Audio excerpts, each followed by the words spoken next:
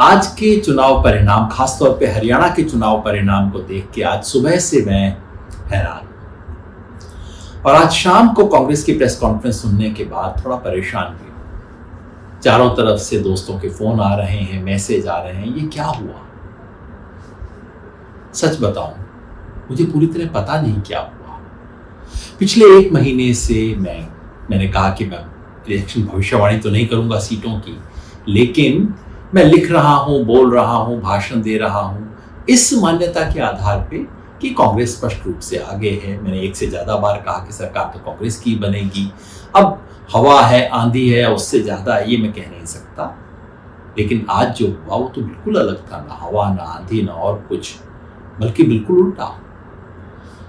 जितने लोगों ने घूम के देखा, उनमें से कोई व्यक्ति ऐसा मुझे अभी तक नहीं मिला जिसने कहा, और बीजेपी का समर्थक भी नहीं मिला जिसने कहा हो कि बीजेपी की मेजॉरिटी आने वाली है। बहस सिर्फ इस पे होती थी कि कांग्रेस कितना आगे रहेगी।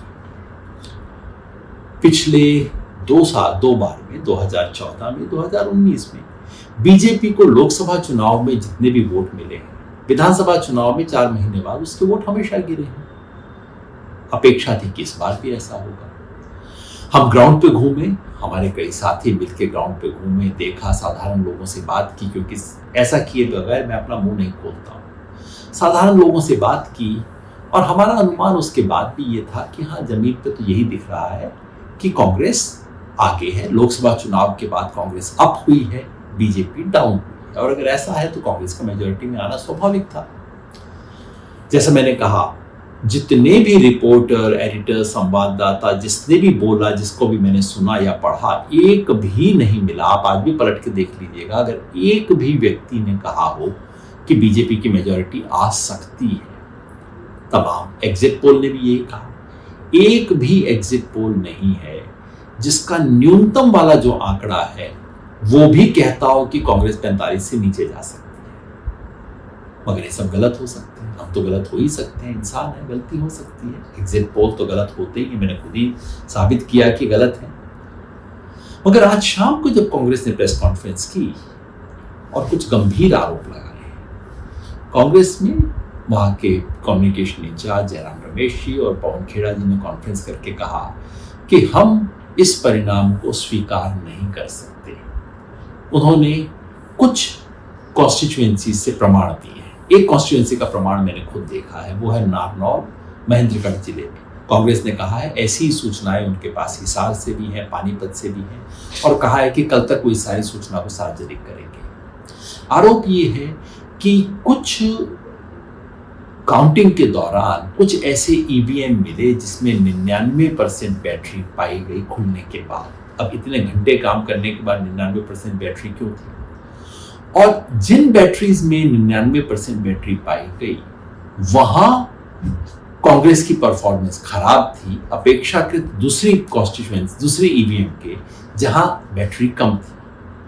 मतलब अनकहा आरोप ये है कि उन ईवीएम के साथ कुछ खिलवाड़ किया गया है, छेड़खानी की गई है, वोटिंग समाप्त होने के बाद उनसे कुछ किया गया है। अब ये गंभीर आरोप है, मैं नहीं कह रहा हूं कि सच है। हमारे पास अभी कोई प्रमाण इतना नहीं है उसको जांच करने का। चुनाव आयोग का जवाब भी मैंने पढ़ा, वो इतना टेक्निकल है कि मैं तो इंजीनियर नहीं हूं, बैटरी और ये सब मुझे समझ नहीं आता। लेकिन मामला गंभीर है जिसकी जांच होनी चाहिए। तो पहली बात तो मैं कहना चाहता हूं वो ये कि चुनाव आयोग की जिम्मेवारी बनती है कि इस सब के बारे में देश को आश्वस्त करे। चुनाव फेयर हो, निष्पक्ष हो, और जनता को दिखे कि निष्पक्ष है, दोनों जरूरी है।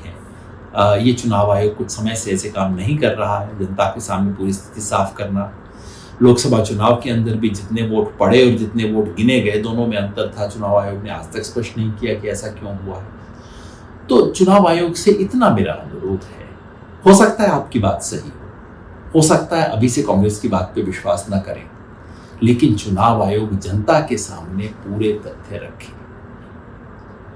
चुनाव आयोग अपना काम करेगा, लेकिन हम भी अपना काम करें। हम भी सोचें, एक क्षण के लिए मान लें कि जो परिणाम आया है वही है। हैरानी हुई शायद इसलिए कि हो सकता है हम गलत हुए, तो हम सोचें कि क्या गलती हुई होगी, सोचें कि ये परिणाम क्यों आया होगा।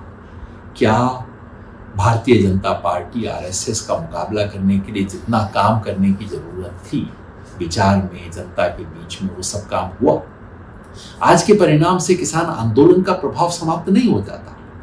किसान आंदोलन की वजह से ही कांग्रेस मैदान में थी।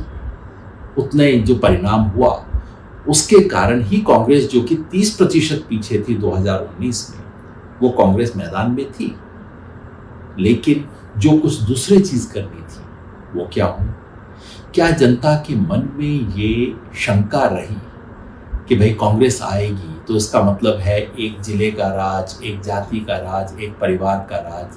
क्या इसका समाधान, इस आशंका का निर्मूलन हुआ? क्या चुनाव में उस तरह की चुस्ती हुई जो कि होनी चाहिए थी? कांग्रेस के अलावा जन संगठनों को जितना काम करना चाहिए था, क्या हमने उतना वो काम किया? मतलब कि जो चुनाव आयोग के सवाल हैं वो अपनी जगह हैं, लेकिन आज के इस नतीजे से हमारी चुनौती और गहरी होती है। महाराष्ट्र में चुनाव है, झारखंड में चुनाव है। इन सब चुनाव में पहले से भी ज्यादा और गंभीरता से काम करने की जरूरत है, क्योंकि हरियाणा में चुनाव का जो भी कारण रहा हो, जो भी वजह रही हो, अब उसे बीजेपी को व्हाइट वॉश करने के लिए इस्तेमाल किया जाएगा। ये दिखाया जाएगा कि बीजेपी को कोई धक्का पहुंचा ही नहीं था, ये जो लोकसभा चुनाव में हुआ तो कोई बात ही नहीं थी। अब वापस स्थिति वैसे ही आ गई है और इस सरकार का दमनकारी चरित्र वैसे ही आगे बढ़ेगा। इसलिए अब महाराष्ट्र में और झारखंड में और शिद्दत से काम करने की जरूरत है। लोकतंत्र को बचाने के लिए चुनाव आयोग की जिम्मेवारी है, लेकिन हम सबकी भी जिम्मेवारी है। धन्यवाद।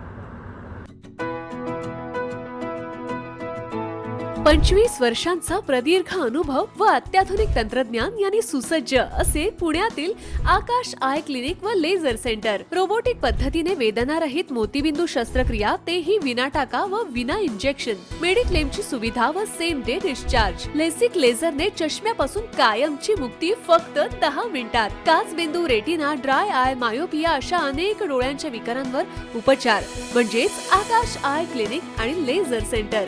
CTR कंपनी जवळ, विमान नगर, नगर रोड, पुणे। संपर्क 8888173100। Come on guys, hurry up. अरे सुन ना, एक ब्रेक ले लेते हैं। Guys, I'm telling you, तुम लोगों को सही से ट्रैकिंग नहीं आता। But that's okay, you can learn. रोज का ढक्कन देना। तो ये रेड वाला है, सही वाला देना। अबे ढक्कन, पहले तो सही पानी पीना।